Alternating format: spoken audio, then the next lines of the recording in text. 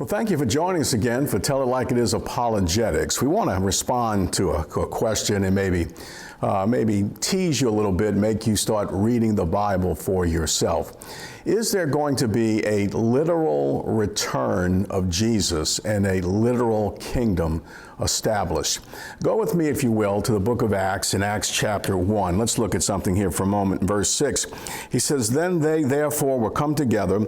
They asked of him, saying, Lord, wilt thou at this time restore again the kingdom to Israel?"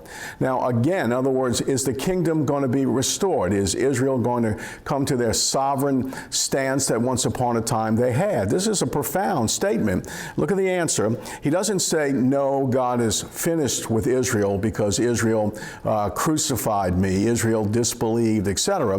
What does he say? And he said unto them, it is not for you to know the times or the seasons which the Father hath put in his own power.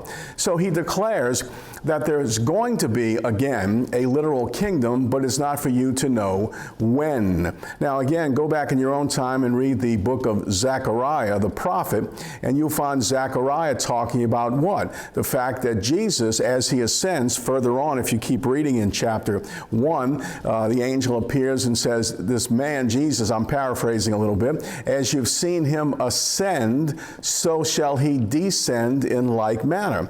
That's what Zechariah profoundly prophesies, that Jesus' feet will touch down on the Mount of Olives in which he left. Now, this is a profound, profound truth. Now, you say, why so? Well, we'll go back to a person by the name of Voltaire.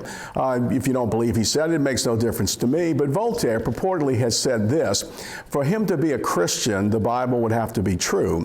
And for the Bible to be true, the Jew would have to go back to the land, and that is impossible. And we've said for years that Voltaire was correct by human reasoning. Remember, he was in the time of French rationalism, German higher criticism, etc.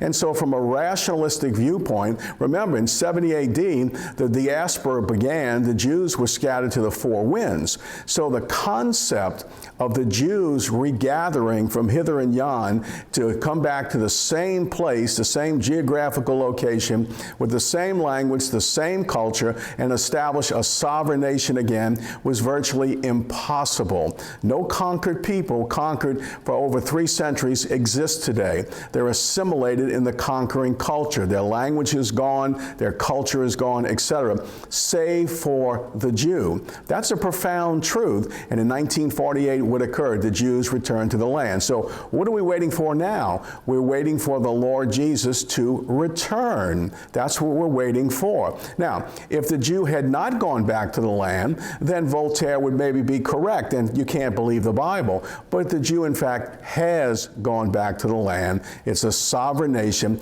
And what is it preparing for? Look at all the events going on. It's preparing for the return of the King of Kings and Lord of Lords. So I put you to the challenge. If you disagree, go back, read Zechariah, read all of the book of Acts, read the Bible from Genesis to Revelation, and see what conclusion that you can come with by yourself. Again, we thank you for watching, and join us next time.